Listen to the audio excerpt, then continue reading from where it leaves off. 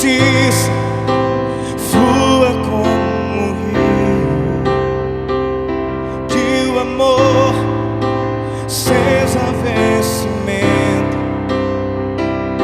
dos que são conhecidos pelo nome do Senhor. Povo santo, quero ser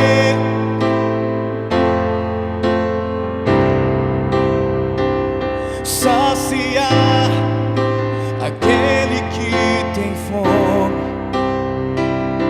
ter nos olhos compaixão, mostrar tua graça e perdão que traz a vida, restauração. Há tanto pra fazer no mundo ao meu redor, e a cura para a alma vive em mim. Não posso me calar, nem me acovardar. No poder do Espírito proclamarei tua salvação.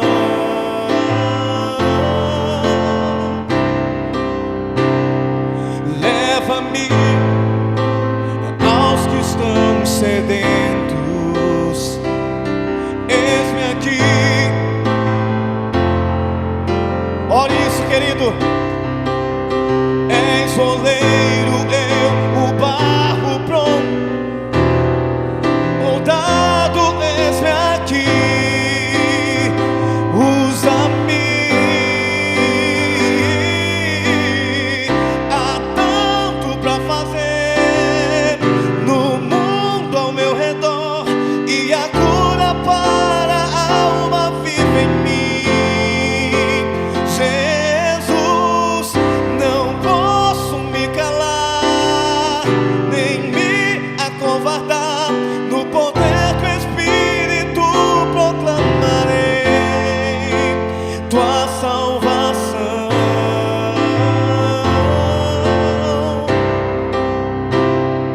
Quão formosos são os pés dos que proclamam teu amor.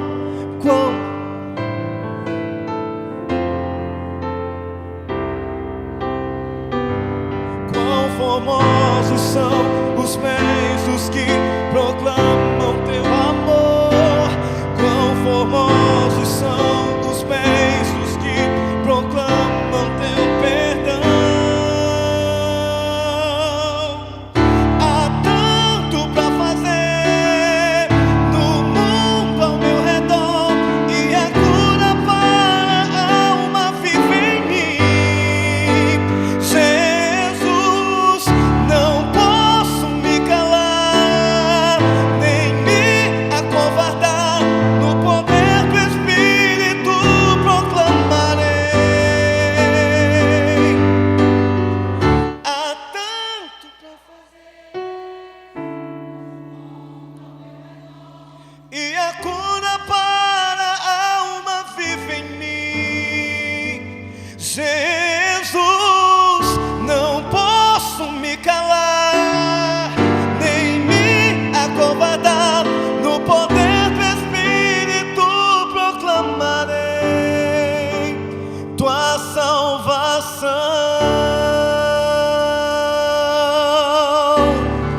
Amém.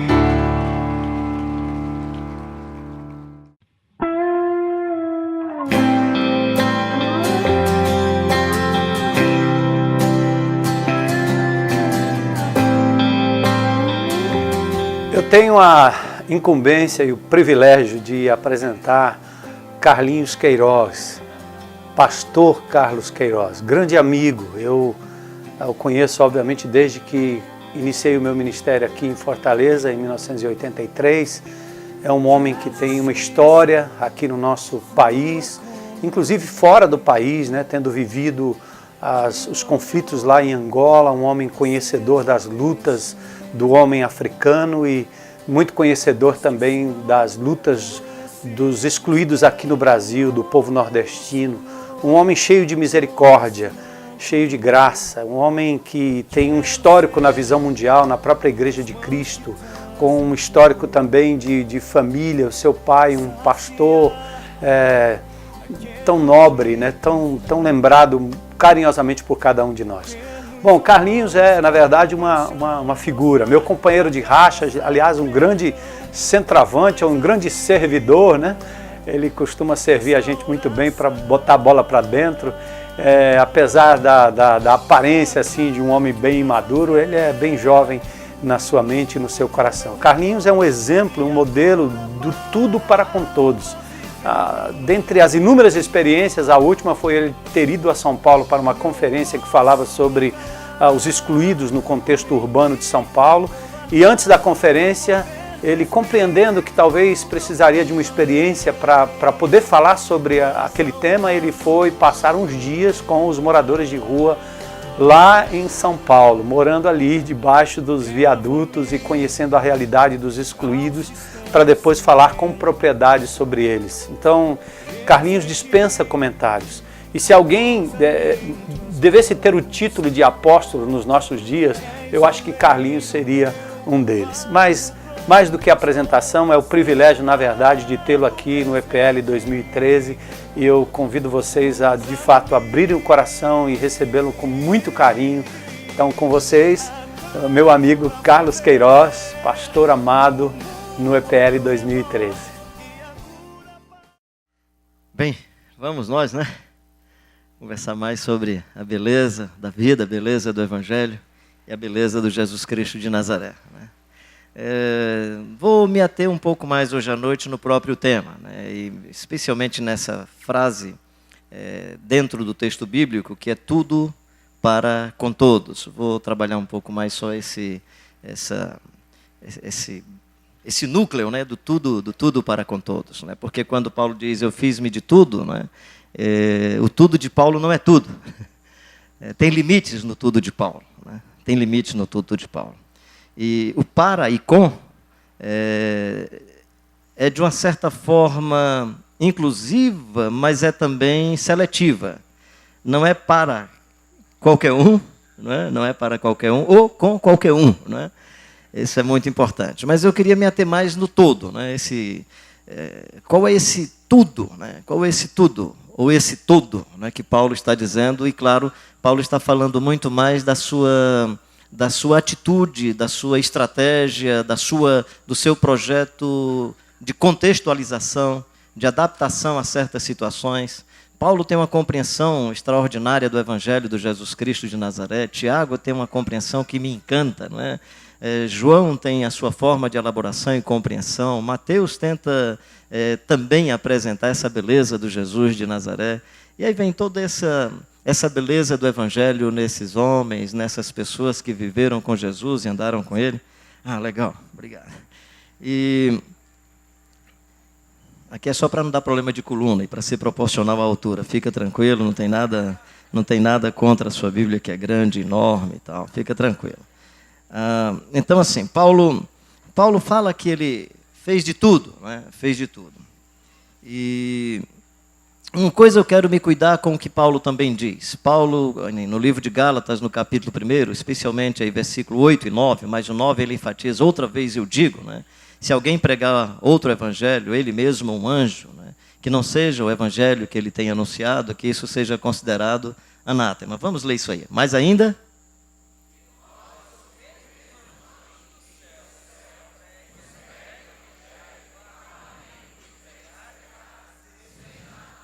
Então esse texto me deixa numa situação complicada. Primeiro porque eu não quero pregar contra esse texto de Paulo.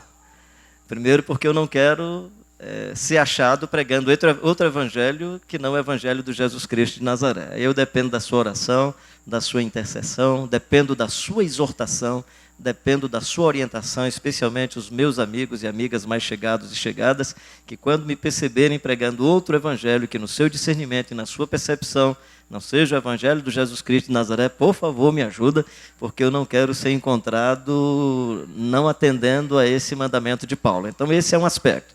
O outro aspecto que pode até parecer arrogante é que eu não iria anunciar aqui o evangelho que eu não acreditasse que fosse o evangelho que ele também pregou e anunciou. Eu tenho as Escrituras, eu tenho o Evangelho do Jesus de Nazaré, eu tenho a história de muitas pessoas, eu tenho a vida de muitas igrejas, e aí presumo que o que nós estaremos anunciando aqui tenha a ver com o Evangelho do Jesus Cristo de Nazaré. Então, quando Paulo diz assim, eu fiz-me de tudo, uma das coisas que ele faz, por exemplo, Paulo tenta negociar, quando eu falo negociar, é adaptar-se ou contextualizar-se a alguns aspectos da cultura judaica, né? Então, quando Paulo está mandando os discípulos preparar uma celebração da Páscoa, Paulo não está referendando a magia da maquete religiosa ou do arquétipo religioso. Paulo está aproveitando dessa experiência para tratar com os objetos de maneira pedagógica, a fim de anunciar verdades profundas a partir dos objetos. Ou seja, Jesus, desculpa-me. Então, quando Jesus está vivendo essa experiência, Jesus está usando os objetos como instrumento pedagógico de comunicação. Porque se há uma crença danosa na religião, amanhã pela manhã eu falo um pouco mais sobre isso, mas se há uma crença perversa e danosa na religião, é a crença de que os sacerdotes agregam valor aos objetos quando eles fazem uma reza, um piripaco qualquer, uma oração, qualquer coisa em torno do objeto. Por exemplo, não sei se tem gente aqui de Mossoró, do Rio Grande do Norte, né, que vende sal aí, distribui sal para todo o Brasil. Eita, que maravilha, né? E aí você consegue em Mossoró comprar 1 quilo de sal por 70 centavos, eu imagino. Quem sabe nós do lado de cá vamos comprar 1 quilo de sal por R$1. Mas eu, sendo um agente mágico da religião, eu consigo pegar 1 quilo de sal, transformar em 20 pacotinhos de 50 gramas, posso orar pelos 20 pacotinhos, eu vou fazer no mínimo R$20 com 1 quilo de sal, porque se alguém colocar R$1, eu vou dizer que o cara tem uma fé muito pequena. Então, o comerciante com capital de risco, pagando imposto e pagando os funcionários, lugar de aluguel e tal, ele vai conseguir, no máximo, ganhar 30 centavos num quilo de sal. O empreendedor mágico da religião, ele vai lucrar muito com 1 quilo de sal, porque há uma crença na religião de que o sacerdote, quando ora pelos objetos, ele agrega valor aos objetos. Então, por que eu estou dizendo isso? Jesus transita nessa experiência judaica, mas Jesus não vem referendar a magia dos objetos, a crença da religião que você pode fazer magia com os objetos. Jesus vai usar os objetos como instrumentos pedagógicos de comunicação a respeito de verdades profundas. Ele pega uma bacia, põe água na bacia, pega uma toalha e vai lavar os pés dos discípulos para comunicar humildade. Não é para dizer que a bacia com a água agora são sagradas, não é? Isso é tão forte, desculpa se tem alguém do mundo católico, depois você pode ver aí no YouTube, internet, se colocar casamento, tem uma celebração de casamento muito interessante, porque na cabeça do sacerdote mais conservador, a hóstia é tão sagrada que o devoto não pode tocar na hóstia. Então ele está celebrando ali um casamento, e aí ele pega a hóstia e vai colocar para a menina participar da Eucaristia, e aí a hóstia cai da mão dele e cai entre os seios da menina. Aí a menina vai tirar a hóstia, ele puxa a mão da menina. Aí vai colocar a mão, a menina puxa a mão dele, né? Porque para a menina o seu corpo é sagrado, para o sacerdote sagrado era o objeto, né? Então assim, só para dizer para você o seguinte, uma das coisas mais perversas da religião é a crença de que o sacerdote pode agregar valor, seja para o bem, seja para o mal. Aí o cara faz um despacho com você por R$50, aí eu digo que eu posso tirar o seu despacho por 30, né? Então, assim, isso é desgraçado na religião, né? Acaba com isso. Se você é um filho de Deus, uma filha de Deus, acaba com esse medo, porque o amor de Deus lança fora todo medo, e maior é aquele que está em nós do que o que está no mundo. Mas eu estou apenas para colocar esse aspecto de que Jesus faz esse tipo de diálogo, né, com a cultura judaica. E Paulo vai falar sobre isso. Eu fiz-me de tudo, né? Eu fiz tudo. Né? E esse tudo tem a ver com o projeto de contextualização, não tem a ver com a essência e com os conteúdos mais plenos do Evangelho. Razão pela qual eu queria fazer um corte aqui desse tudo. Para mim, o tudo que Paulo está falando é o tudo sobre Deus. É Deus todo. E é o Deus que se manifesta plenamente no Jesus Cristo de Nazaré. É o Espírito Santo todo, é o Jesus Cristo todo, é a palavra de Deus toda, é o reino de Deus todo, é todo o povo de Deus. Então o tudo, tanto nos evangelhos quanto nas epístolas, é uma referência à plenitude de Deus. E o verbo se fez carne, habitou entre nós, cheio de graça e de verdade, e vimos a sua glória, glória como do unigênito do Pai. Mas esse Deus que é totalmente Deus, o Deus que se manifesta no Jesus Cristo de Nazaré. E aí eu uso aqui uma frase do Paul Fresta, eu não queria que ela fosse só uma frase de efeito, mas para a compreensão do Deus que se revela no Jesus Cristo de Nazaré, porque de fato o Deus que se revela no Jesus Cristo de Nazaré vai surpreender o islamismo, vai surpreender o judaísmo, vai surpreender inclusive a cristandade, se nós construirmos mitos em nossa mente chamando de Jesus que não tem a ver com Jesus de Nazaré.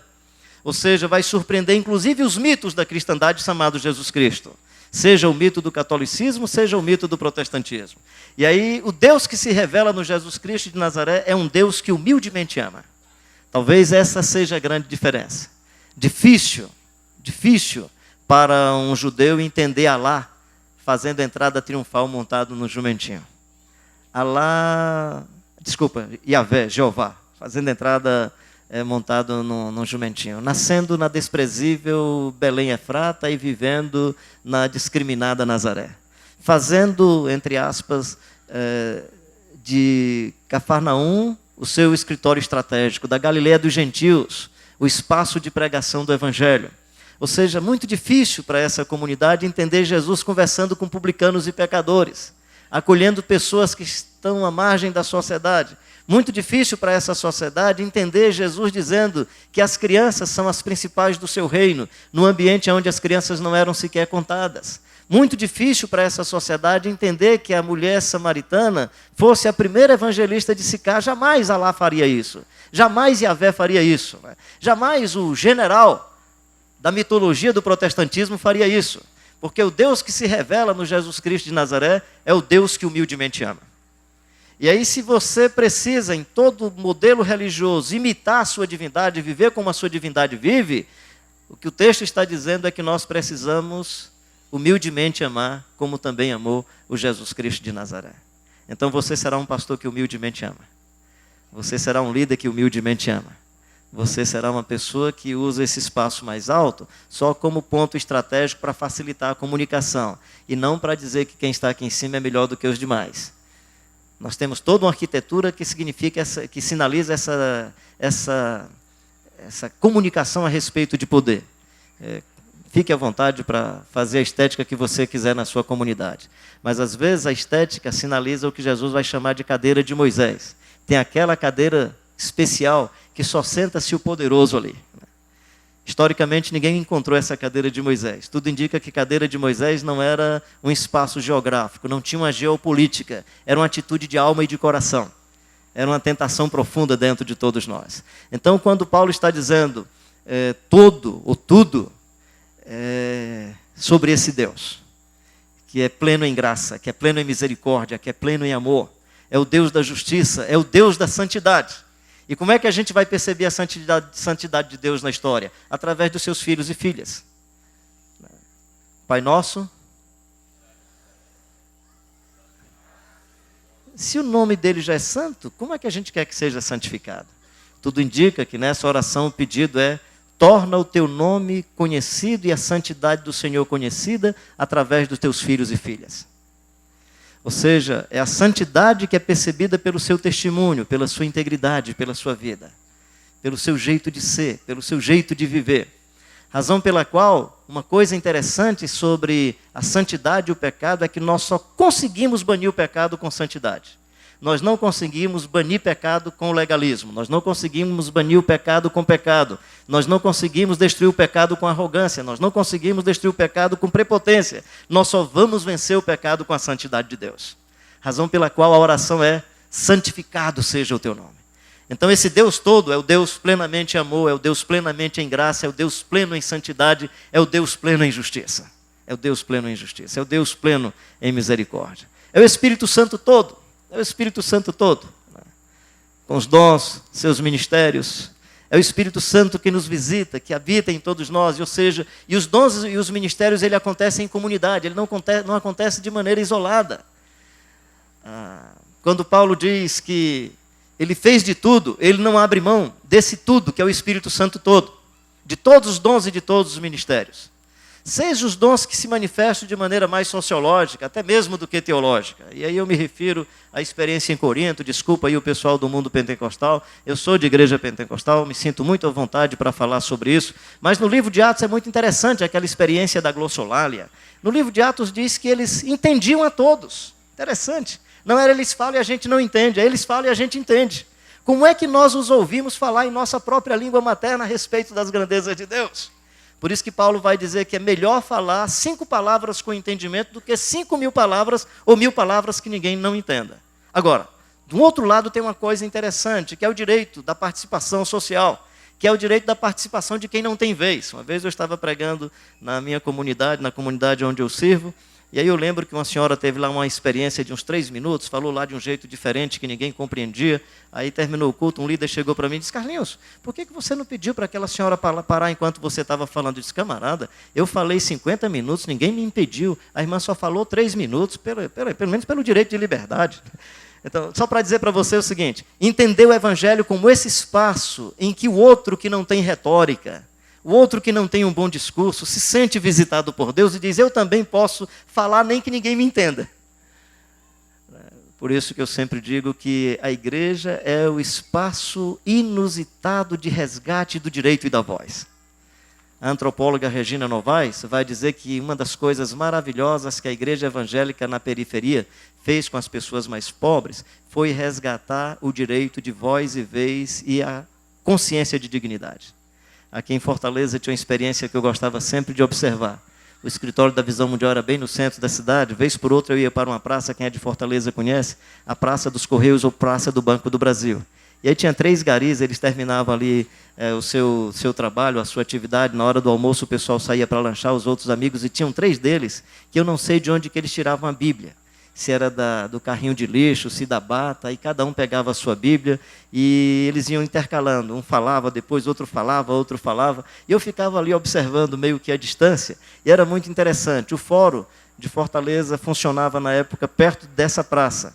E aí quando passava, me dava a impressão que o advogado, ou algum promotor, não sei exatamente, ou gerente de banco, o cara vinha de gravata, bem vestido, aí eles ficavam mais assim, donos da voz, mudava a entonação, tornava o grito mais arrogante, né? E dizia: e você pode ser um maioral aqui nesse mundo, mas se você não tiver Jesus, você vai para o inferno, né? Legal, né?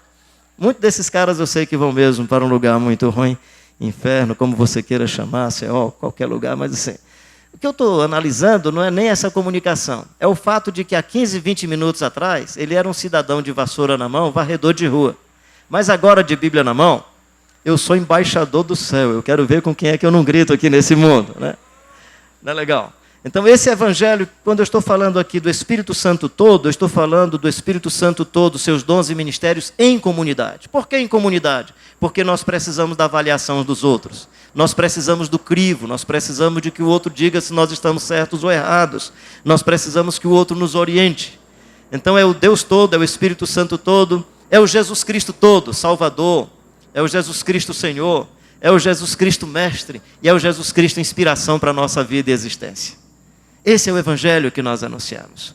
É o evangelho que diz que Jesus é o Salvador, porque ele sendo esse Deus que humildemente ama, e ele sendo suficientemente Deus, o seu sacrifício satisfaz. E se ele é suficientemente humano, o seu sacrifício é substitutivo. Então é por isso que o Jesus Cristo de Nazaré é Salvador. Jesus Cristo é único, e é o único Salvador porque o seu sacrifício é pleno. Porque não é uma oferta humana, é a oferta de Deus. Eis o Cordeiro de Deus que tira o pecado do mundo. Então é uma oferta plena. Então esse sacrifício é suficiente. E esse sacrifício é substitutivo porque ele é humano, ele é 100% humano. Então Paulo não abre mão disso. Quando ele fala do Jesus Cristo todo, lá no livro aos Romanos, capítulo 1, ele diz: é o Jesus Cristo que em carne é da descendência de Davi, mas em espírito é filho de Deus. E o verbo se fez carne, habitou entre nós, cheio de graça e de verdade, e vimos a sua glória como do unigênito do Pai. E aí o Filipe diz: Senhor, mostra-nos o Pai. Filipe, há quanto tempo tenho estado convosco e tu não me tens conhecido? Quem me vê a mim, vê o Pai. Como dizes tu, mostra-nos o Pai. Não crês que eu estou no Pai, que o Pai está em mim, que as obras que eu faço não as faço por mim mesmo, mas o Pai que está em mim realiza as suas obras. Ou seja, Jesus está dizendo: eu sou a expressão mais plena do Deus eterno. Eu sou a revelação de Deus.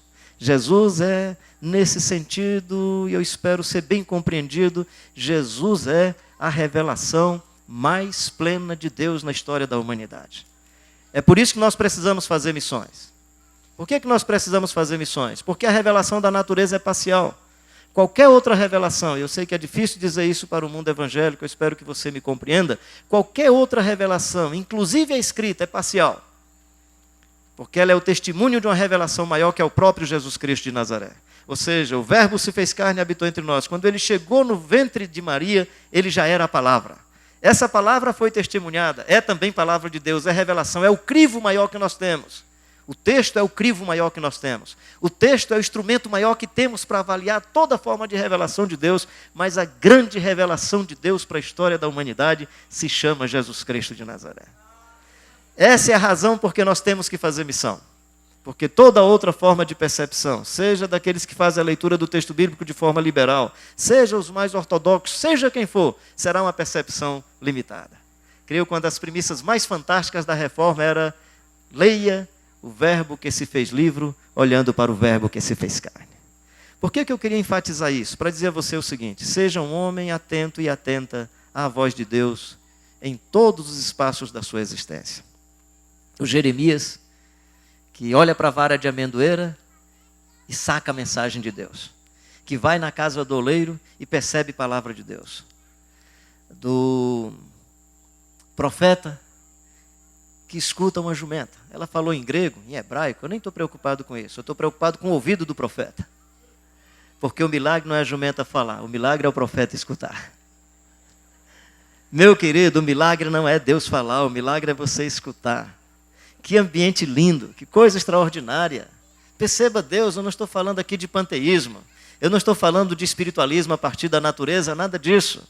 Mas acho que nós perdemos essa sensibilidade de escutar Deus, de ouvir Deus, de perceber Deus. Está me vindo aqui à memória, talvez porque o pastor Armando falou sobre Angola, está me vindo à memória, quando eu falei para vocês daquele momento mais difícil do paiol de bombas. Foi interessante que naquela ocasião, as grandes empresas estavam mandando especialmente as esposas e os filhos embora para o Brasil, deixando só os homens, porque era mais fácil às vezes colocar no navio, sair de qualquer maneira. Eu estava numa dúvida muito grande: tiro minha família, não tiro, fica mais um tempo. E aí uma conclusão me fez a manter a família mais um pouco, né? E foi uma coisa muito simples. Um dia eu cheguei no café da manhã e disse: Dinha, eu descobri que eu sou dependente de creme de leite. Eu tinha procurado creme de leite nas feiras, chamadas feiras abertas em Luanda, nos supermercados, não achava creme de leite. E aí, nesse dia, comentando assim no café da manhã, e geralmente eu tinha que fazer uma refeição no começo do dia mais reforçada, porque não dava tempo a almoçar. O ideal era sempre voltar só no final do dia, não ficar se deslocando muito, por conta de certos grupos, às vezes começava um tiroteio, então tinha que tomar esses cuidados e tal. E aí eu cheguei, comentamos sobre isso e tal. Cheguei no final do dia, ela disse: filho, tu não sabe o que é que aconteceu? Uma senhora, a esposa de um funcionário da Odebrecht, ela é carioca, e disse que quando eles vieram do Rio, trouxeram uma caixa de creme de leite, com 24 latas de creme de leite. E ela perguntou se eu não queria comprar, ela vendia por $10. E aí, não, já comprei. Assim que ela acabou de falar isso, aí aquela comunicação no meu coração: ó, meu filho, eu não estou te dando esse creme de leite para atender o seu apetite, não. É para você saber que eu estou ouvindo a conversa de vocês aqui na mesa. Eu estou andando com vocês, eu caminho com vocês. O que é que eu estou dizendo para você? Que naquele dia, se você não acredita que uma jumenta falou, acho que vai ser mais difícil acreditar que um coral de 24 latas de creme de leite conversaram com esse cara, né? Então, assim, coral, né? Esteja atento, esteja atento, esteja atento. Os olhos atentos, os ouvidos atentos. Deus está falando todo dia com você, meu querido e minha querida. Fiz-me de tudo. O tudo tem a ver com toda a palavra de Deus, toda a revelação de Deus. Que acontece nesses momentos mais subjetivos. Acontece nesse momento que você não tem um corpo de líderes com quem compartilhar. Não estou dizendo que toda a vida terá que ser assim. O ideal é você ouvir isso através da palavra de Deus, através do texto bíblico, através da oração, de um corpo de conselheiros. E claro, quando esse corpo de conselheiro estiver equivocado, naturalmente você vai ter algum tipo de informação sobrenatural que vai para além da sua lógica. Você vai encontrar isso no texto de Paulo. Não fazia parte do currículo ou da atividade corriqueira, rotineira de Paulo. Tem momentos que sim, mas é uma eventualidade. Não é? Passa a Macedônia e ajuda-nos. O propósito era ir para outros lugares. Ou seja, essa não é a regra, mas ela também acontece, então esteja atento. Mas não abra mão do Jesus Cristo todo, do Jesus de Nazaré. Agora, não abra mão somente para confiar e acreditar nele. Não abra mão de segui-lo plenamente. O nosso chamado é para seguir ao Jesus de Nazaré. John Stott teve a chance de, com lucidez, pregar o seu último sermão, o que ele chamou de último sermão da minha vida, último sermão do meu ministério. E aí John Stott vai trabalhar Romanos, capítulo 8, versículo 29, vai trabalhar 2 Coríntios 3, 16 a 18, e 1 João 3 e 2. Fomos predesenhados ou predestinados para vivermos conforme a imagem de Jesus Cristo, o Filho de Deus. Para os presbiterianos fica tranquilo, usa mesmo como está no texto, predestinados, né? Para os outros pode ser predesenhado, porque a questão nesse texto, não estou falando se tem predestinação ou não foi chamado para falar sobre esse aspecto teológico. Mas sobre esse texto, o que Paulo está dizendo é que existe um pré-desenho, é que existe um macro projeto para a minha vida e a sua, que é o projeto de vivermos conforme a imagem de Jesus Cristo, o Filho de Deus. É isso que o texto está dizendo. O texto está dizendo que a nossa vocação é andar como Jesus andou, é viver como ele viveu. O que o texto está dizendo para nós é que todos nós fomos pré-desenhados, pré-elaborados. E Deus respeitando a nossa composição genética, nem respeitando, Deus criando-nos com a nossa composição genética, Ele não estorva essa composição genética, mas diz que você precisa, a partir dessa composição genética, viver conforme a imagem de Jesus Cristo, o Filho de Deus. O texto de 2 Coríntios 3, 16, 17, 18, quando ele diz aonde há o Espírito do Senhor e há liberdade. Que geralmente a gente utiliza esse texto para ser mais livre na liturgia. Nada disso, esse texto está falando de outra coisa. Aonde há o Espírito do Senhor e há a liberdade, diz qual é a liberdade. É a liberdade de sermos transformados de glória em glória pelo poder do Espírito, até nos tornarmos semelhantes a Jesus Cristo, Filho de Deus. Ou seja, fora dessa liberdade você é escravo. Fora desse projeto você não existe. Fora desse projeto você é um ser que não cumpriu a vocação para a qual foi chamado ou chamada. E aí ele diz, como ele é nós seremos e como ele é nós veremos. Paulo, escrevendo aos Gálatas, ele diz, filhinhos, por quem até agora eu sinto dores de parto, até Jesus Cristo ser formado em vós. Ele diz, eu fui chamado desde o ventre da minha mãe. Desde o ventre da minha mãe. Paulo tem essa consciência. Ele diz para revelar Jesus. De um lado ele recebeu a revelação de Jesus, mas nesse texto o que ele está dizendo é para revelar Jesus. Meu querido e minha querida, você foi chamado por Deus para cumprir o grande propósito de revelar o Jesus Cristo de Nazaré às pessoas. Com a sua vida, com palavras, com obras, e com abertura e com o coração dilatado de amor e graça para as manifestações sobrenaturais de Deus. Até porque manifestação sobrenatural não depende de você, depende dele. Então não é a minha técnica que faz Deus fazer uma coisa extraordinária. Não é a mandíbula religiosa, não é o joguete, não é a manipulação. Deus é soberano para fazer as coisas como Ele quer e Ele bem sabe. É o Deus eterno. Ele é o Deus eterno. Você foi chamado para seguir Jesus. Eu moro numa cidade perto daqui, cidade de Caucaia. E aí logo que eu fui chegando em Caucaia, eu fui me aproximando dos meus vizinhos. Falando com um, falando com outro, né? E tem um cidadão, ele é comerciante, ele é muito católico, e logo que ele identificou que eu sou pastor, aí quando eu chego para ele, ele digo assim, bom dia, seu fulano. Ele, bom dia. Aí eu digo, como é que está a vida? Boa. Família está legal? Legal. Então não fala mais, nada menos, não puxa um assunto. Se eu fizer pergunta, ele responde, se não fizer, ele não responde. Mas ele foi criando tanta barreira para a minha comunicação com ele, que um dia era bem cedo, ele estava sozinho no comércio, ele disse, bom dia, seu fulano. Ele, bom dia, eu quero lembrar que eu sou devoto de São Benedito. Aí eu olhei assim para ele, poxa, que interessante, o senhor é devoto ou o senhor é seguidor? Aí ele olhou e disse, como é que o senhor está perguntando? O senhor é devoto ou seguidor de São Benedito? Aí ele, faz diferença? Eu digo, faz uma diferença muito grande. O devoto admira o santo, o devoto faz prece ao santo, o devoto é capaz de fazer proselitismo para atrair outras pessoas para seguirem o mesmo santo, o devoto faz oferenda ao santo. E o seguidor não, o seguidor faz mais ou menos o que o santo faz. Aí eu disse, por exemplo, o senhor é católico, deve conhecer os franciscanos. Os franciscanos, se eles recebem uma oferta aqui na esquina, e tem uma pessoa mais pobre do que ele na outra esquina, ele dá a oferta toda, não fica com nada. O senhor está dizendo que é beneditino, os beneditinos não são assim tão franciscanos, mas eles dão pelo menos a metade. Então, se o senhor tem esse comércio, o senhor pensaria sobre o comércio que o senhor tem. Eu disse, não somente isso, os beneditinos, eles fazem outras coisas, eles gostam de vincular a vida devocional, piedosa, com a vida intelectual, eles gostam de muito ali, fui explicando, né?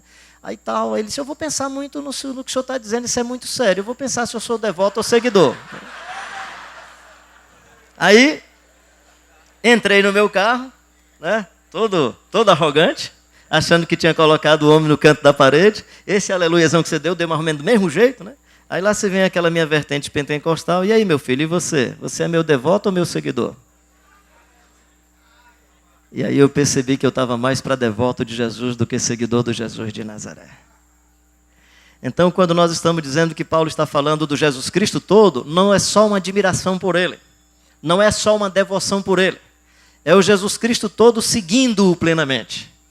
É o Jesus Cristo todo e, pelo poder do Espírito e pela graça do Espírito, respondermos a essa cativação que Deus faz com todos nós de seguirmos o seu Filho Jesus Cristo. Então, o Jesus Cristo todo, fiz-me de tudo. Que tudo é esse? É o tudo. É o tudo para segui-lo. É tudo para amá-lo. É tudo para se doar por ele. Para viver a vida que ele viveu, o sofrimento que ele sofreu. Andar como ele andou. Aliás, nós temos alguns referenciais na Bíblia que são extraordinários. Quando Jesus faz a síntese sobre o discipulado e sobre as bem-aventuranças, ele diz, né?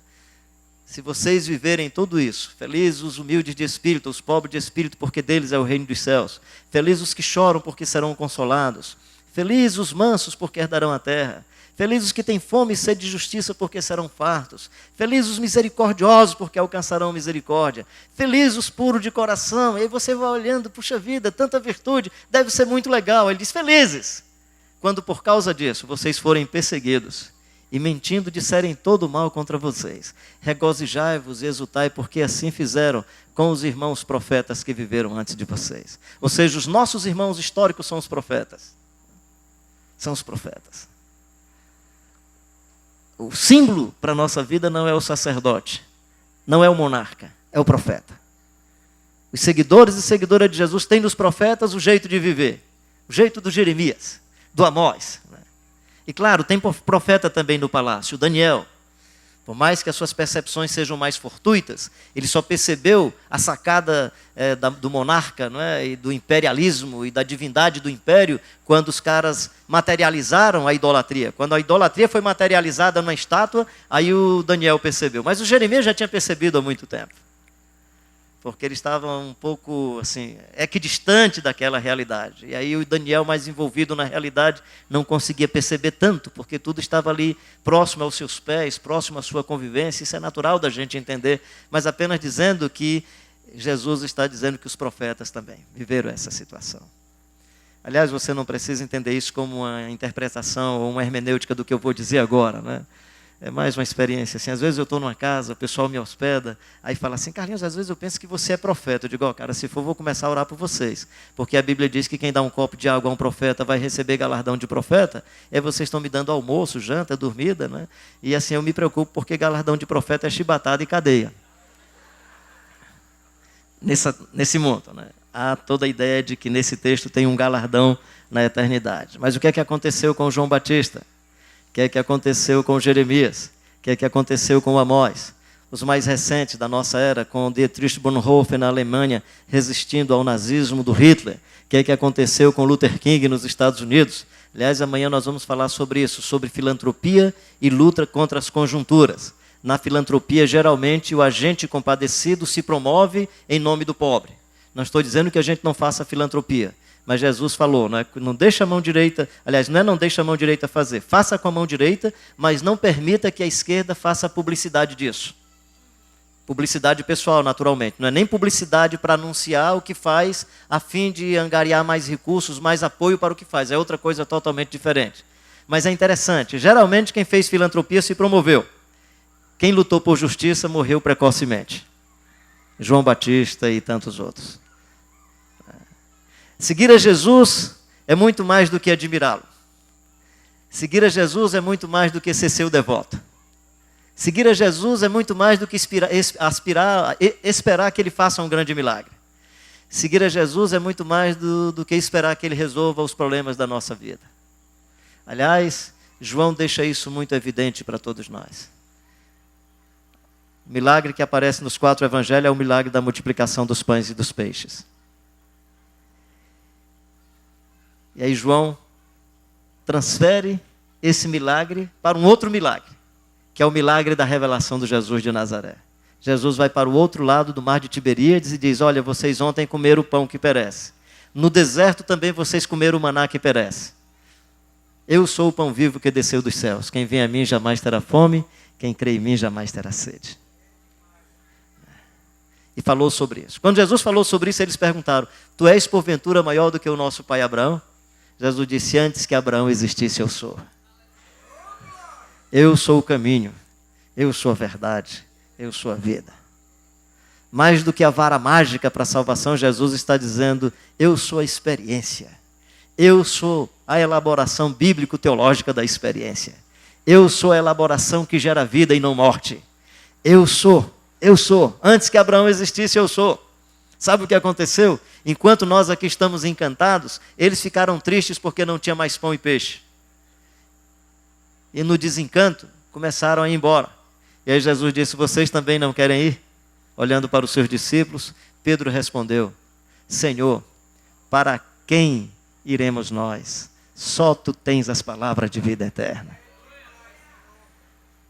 Pedro estava focado na sua relação com Jesus. Aliás, deixa eu exagerar um pouco isso aqui. Espero que você entenda esse exagero apenas para efeito de comunicação e para identificar a nossa motivação. Pedro não estava preocupado se seguir a Jesus dava em céu ou não. A questão não era a geografia, a questão não é para onde eu vou. A questão é: eu tenho um compromisso com o senhorio do Jesus Cristo de Nazaré. Seja na cruz ou não, seja no Getsemane ou não, seja onde for. E claro, essa revelação se acentua muito mais depois da chegada do Espírito Santo e daquela visitação do Espírito Santo no começo da igreja, ali no iniciadouro da igreja. Em outras palavras, eu estou querendo dizer para você mais ou menos assim: possivelmente, se muita gente chegasse a uma elaboração teológica que não existe inferno, eu presumo que muita gente deixava de seguir a Jesus. Porque tem gente que está seguindo a Jesus não é porque ama Jesus, não. É porque está com medo de virar churrasco na churrasqueira do capeta. Deixa eu dizer um pouco diferente. Digamos que a gente descobrisse que não tem céu. Tem muita gente que deixaria de seguir a Jesus porque o sonho não é um compromisso com Jesus, é com o céu. Tem uma casa boa aqui que é uma casa boa na eternidade. Tem uma casa ruim aqui que é uma casa boa na eternidade. Se com a tua boca confessar Jesus como Senhor e em teu coração creres que Deus o ressuscitou dentre os mortos, serás salvo. A ideia é: reconheça que Jesus Cristo é o Kyrios, é o Senhor sobre todas as coisas. Deixa eu exagerar um pouco a comunicação. Temos Jesus, vamos para o céu, mas na hora que estamos indo, Jesus diz: eu não vou com vocês, vocês vão sozinhos. Estamos fora. Sabe por quê? Depois de uma semana o céu já não será mais céu se Jesus não for com a gente. Deixa eu ir noutra direção. Digamos que seja o contrário. Nós fomos para o inferno e Jesus disse assim: eu vou com vocês. Assim que ele chegar, os demônios saem. Ele apaga o fogo, enche de ar-condicionado, bota um vento legal. Assim, o que é que eu estou querendo dizer para você? Eu não estou falando de teologia sobre céu ou sobre inferno. Eu estou falando sobre a motivação mais profunda da nossa alma como seguidores do Jesus de Nazaré. O nosso compromisso é com Jesus Cristo de Nazaré. Não é porque Ele curou você de um câncer. Se isso acontecer, glória a Deus. Mas se você morrer com câncer, morra com Jesus Cristo de Nazaré. Não é porque Ele lhe deu um novo emprego, é porque você anda com Jesus de Nazaré. Aliás, essas coisas boas assim nessas áreas só acontecem no contexto brasileiro e é onde você tem essa frequência da cristandade. Mas tem países que se você seguir a Jesus, você perde o emprego público. Tem lugares que se você segue a Jesus, você sai da escola. Tem lugares que a família é quem vai perseguir você e destruir você. Então essa história de que seguir Jesus a vida vai ficar legal, Jesus já deixou claro para a gente que não seria assim. Ele disse, se alguém quer vir após mim, negue-se a si mesmo, tome a sua cadeira elétrica e venha comigo, porque esse negócio vai dar morte.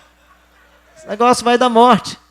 É porque cruz passou a ser assim um símbolo legal, religioso. Aí quando a gente fala assim, tome a sua cruz, não se lembra que era a cadeira elétrica da época. O que os homens e as mulheres estavam dizendo, e o que Jesus estava dizendo é, Pedro, você quer me seguir? Então vamos.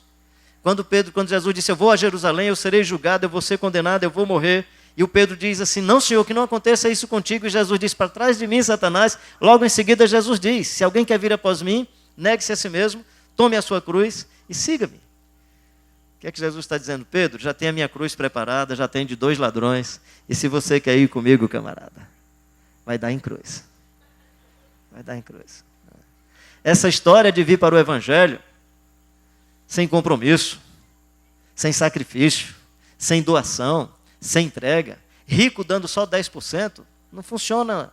Na carta de Paulo aos Coríntios, capítulo 8, é para que quem tem muito não fique com sobra e para quem tem pouco não sinta falta. No Evangelho a pergunta não é quanto que você doa, é com quanto você sobrevive. Essa é a pergunta do Evangelho. Por isso que a viúva pobre deu 100%. E o Zaqueu disse, Senhor, se eu defraudei alguém, eu quero restituir 4 vezes mais. E quero dar metade dos meus bens aos pobres.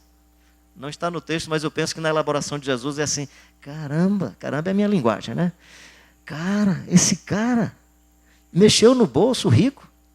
Entrou salvação nessa casa. Entrou salvação nessa casa. Para a igreja, em diáspora, para as pessoas que moram na redondeza aqui da nossa comunidade, a palavra de Deus é vocês que não tinham raça, vocês que não tinham história, vocês que não tinham etnia, vocês que vivem no quadrante mais pobre de Fortaleza. Irmãos, essa igreja aqui está no quadrante mais pobre de Fortaleza. E essa é uma coisa que eu quero assim celebrar, Armando, diante de Deus e de vocês, assim, por essa iniciativa, porque vocês não estão nos bairros mais ricos, vocês estão no bairro mais pobre, na região mais pobre da cidade. Vocês estão na área de risco, vocês estão onde estão os hospitais sucateados, as escolas abandonadas. É aqui nessa redondeza que tem o maior índice de meninas, né, portadoras, soro positivo.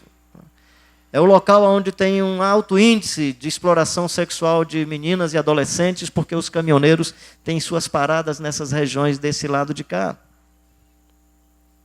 Para essas pessoas, os da Capadócia, Bitínia, o povo que não tinha nada, que encontra o Evangelho, Pedro diz assim, vocês são raça eleita, sacerdócio real, nação santa, povo de propriedade exclusiva de Deus. O Jesus Cristo todo e a palavra toda é essa palavra que anima esse que não era gente, ou não considerado gente da sociedade, que agora é gente. Para a igreja de Laodiceia, classe média e classe média alta, é vocês não sabem, vocês acham que são abastardos, que têm tudo, vocês não sabem, vocês são pobres, cegos, miseráveis e nus. Essa é a beleza do Evangelho. É a palavra de Deus toda, é o Espírito Santo todo, é o Jesus Cristo todo, e é o Deus revelado no Jesus Cristo de Nazaré todo, para não confundir com os ídolos. E aí sim, nós temos a chance de, resgatando a nossa singularidade, resgatando a nossa humanidade, em adoração a esse Deus eterno, sermos mais humanos, sermos mais gentes e transformados à imagem do Jesus Cristo de Nazaré. Transformados na imagem do Jesus de Nazaré. Se alguém pregar outro evangelho, seja quem for, Paulo diz assim, eu mesmo, ou um anjo, não aceitem, não aceitem. Amanhã eu vou trazer um tipo de matriz para a gente tentar identificar um pouco essa diferenciação entre o Evangelho e a maquete religiosa. Para a gente tentar discernir o que é que nós estamos fazendo. Agora deixa eu dizer uma coisa, uma vez que eu estou no ambiente evangélico ou no ambiente protestante. Paulo diz assim, eu fiz-me de tudo para que Jesus fosse conhecido. Espero que vocês me entendam. Se for preciso, faça-se de protestante para evangelizar os protestantes. A igreja evangélica brasileira precisa de uma reevangelização. Os judeus com quem Jesus estava vivendo e Paulo estava vivendo, precisava de uma reevangelização. E aí quando Paulo diz assim, eu fiz-me de tudo, naquele contexto ele está se referindo especialmente a esse jeito cultural dos judeus, para que eles pudessem conhecer melhor Jesus de Nazaré. É convivendo com esses irmãos de vida bonita, irmãs de vida bonita, que eu estou aprendendo mais sobre Jesus de Nazaré. É com amigos, à semelhança do Armando Bispo e da sua família, que eu aprendo mais sobre Jesus de Nazaré. É me aproximando da beleza das crianças, do desafio da criança, da simplicidade da criança, que eu aprendo sobre Jesus de Nazaré. É fazendo essas peregrinações que eu vou aprendendo sobre Jesus de Nazaré. Uma vez eu estava na região da Serra do Mel, já tinha andado alguns bons quilômetros, encontrei um barraco de taipa, tinha um senhor idoso, membro da Assembleia de Deus, 8 anos que não ia à comunidade, por conta da mobilidade, não tinha quem o levasse. E aí eu comecei a cantar com ele alguns hinos da harpa, Rude Cruz, Serigio, dela o dia fugiu. E ele começou a se emocionar, li alguns textos bíblicos, né? Daqui a pouco comecei a conversar com o cidadão. E aí achei que eu estava consolando o cidadão, pensei que eu estava de alguma maneira, acho que na verdade tinha ali uma via de 2 mãos. Mas quando eu comecei a observar os objetos daquela choupana, ele não tinha 2 alforjes, ele não tinha 2 pares de sandália, ele não tinha muita coisa. Aí me lembrei do texto de Jesus, quando eu enviar vocês, não levem 2 alforjes, não levem 2 pares de sandália. Eu digo, esse cidadão já está melhor do que eu tenho que me converter ao Evangelho de Jesus de Nazaré. Pastor Armando Bispo falou sobre essa história lá da vivência nas ruas de São Paulo. O Ariovaldo tinha me chamado para falar sobre uma igreja relevante para os pobres, para pastores e líderes em São Paulo, em maio de 2009. E aí eu fiquei pensando, eu conheço alguns pastores, conheço algumas igrejas, conheço poucas comunidades em São Paulo, mas eu não conheço os pobres de São Paulo, fiquei com peso de consciência.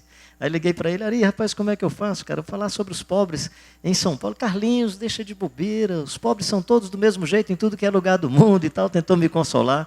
Claro que ele não estava fazendo uma elaboração sobre os pobres, ele estava muito mais querendo me animar para eu não desistir do compromisso.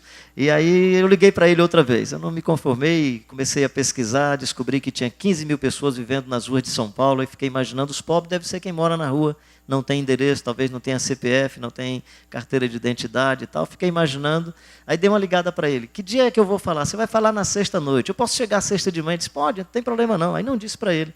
Fui na segunda-feira e fiquei morando nas ruas de São Paulo. Praça da República, tentando dormir nos bancos. Inclusive descobri uma coisa legal sobre igreja. Eu cochilava no banco, acordava, cochilava, acordava. Aí descobri que a gente só dorme bem num lugar seguro. Aí comecei a entender que igreja é um lugar seguro, né? Porque as pessoas dormem legal, não tem medo de nada e tal. Aí comecei a admirar a igreja. Eu ficava chateado quando eu estava pregando que tinha alguém dormindo, eu ficava olhando assim, querendo gritar mais alto para acordar a pessoa. Agora não, a pessoa está dormindo, eu digo, está num lugar seguro, né? Está num lugar seguro. Nessa história toda, eu resolvi descobrir que tinha um albergue debaixo do viaduto do Pedroso.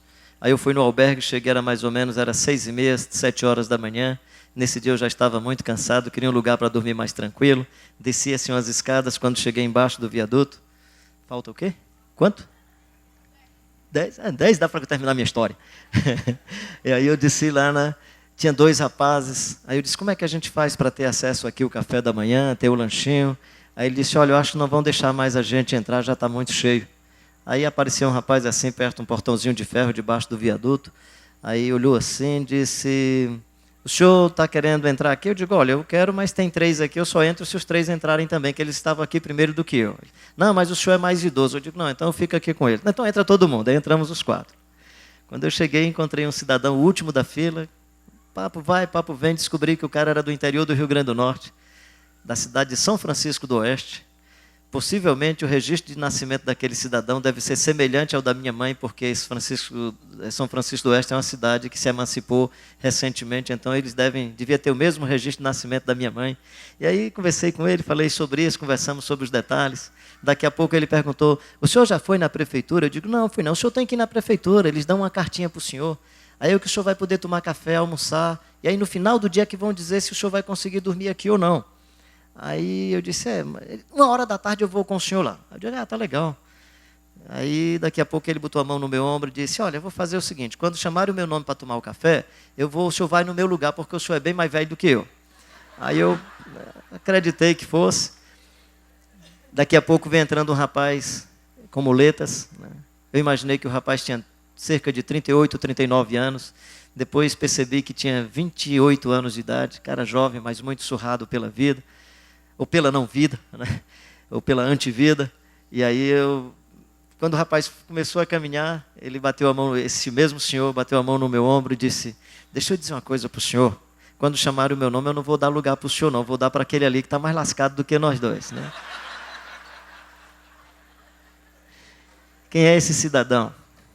Seu Francisco, calça jeans desbotada, bem surrada pela estrada, um sapato escuro, acho que já caindo solado, uma camisa simples, tecido muito simples, uma camisa de meia por dentro, e tinha CPF e carteira de identidade. Dia seguinte, pela manhã, difícil você entrar no local onde a gente lava o rosto, faz qualquer outra coisa a mais, lugar muito complicado, difícil, o nariz precisa ser muito insensível para entrar tranquilo. E aí eu vou entrando ali naquele ambiente, escuto um pouco mais distante: então minha alma clama a ti, Senhor, tão grande é tu, tão grande é tu. Então minha alma clama a ti, Senhor, tão grande é tu, tão grande é tu. E tal, cantor. Eu olhei, quem é esse cara? Fui me aproximando, era o mesmo seu Francisco, que tinha dormido no mesmo lugar. Eu dormi numa cama de plástico, cama 32, carimbada por uma assistente social. Valia mais do que meu passaporte, né? Esse documento voou da minha Bíblia, não sei onde é que ele desapareceu, mas isso me dava assim, uma sensação de ser gente. Ser brasileiro, dormindo debaixo de um viaduto, com o risco de ser despejado no dia seguinte. Muito legal, né? Muito legal, muito bacana. Mas assim, aí eu me aproximo daquele senhor e digo assim: você conhece esse hino? Conheço. Quando eu era garoto, os crentes, lá no interior do Rio Grande do Norte, faziam os cultos assim no meio da estrada. Aí eu fiquei pensando: meu Deus, será que era meu pai? Que meu pai pregava exatamente aí nessa região a cavalo, e o hino que meu pai mais gostava era então minha alma clama a ti, Senhor, grandioso és tu, grandioso és tu. Aí ele disse assim: e eu estando triste ou alegre, eu canto essa música. Quando eu estou em tristeza, eu canto essa música. Quando eu estou alegre, eu canto essa música. Eu disse: como é que o senhor está hoje? Hoje eu estou muito alegre, não sei porquê, mas eu estou muito alegre. Eu digo: eu estou muito alegre por ter conhecido o Senhor. O Evangelho de Jesus é sempre uma caminhada numa via de duas mãos, onde o outro cresce, mas nós aprendemos a, pelo menos, decodificar melhor o Evangelho de Jesus Cristo de Nazaré. Por isso que nessa caminhada do Pedro à casa do Cornélio, o Cornélio se converte, ou amplia a sua percepção. Mas é tão interessante, Deus falou com o Cornélio só uma vez, com o Pedro falou 3 vezes e o Pedro ainda achava que era pegadinha. E aí o Cornélio acolhe a bênção da chegada do Espírito Santo em sua vida. E o Pedro acolhe a bênção de compreender que o Evangelho do Jesus Cristo de Nazaré é também para os Cornélios que estão aí no mundo afora, esperando por você, esperando por mais um Pedro, esperando por mais um Paulo, por mais um Tiago, por mais um seguidor e uma seguidora do Jesus de Nazaré.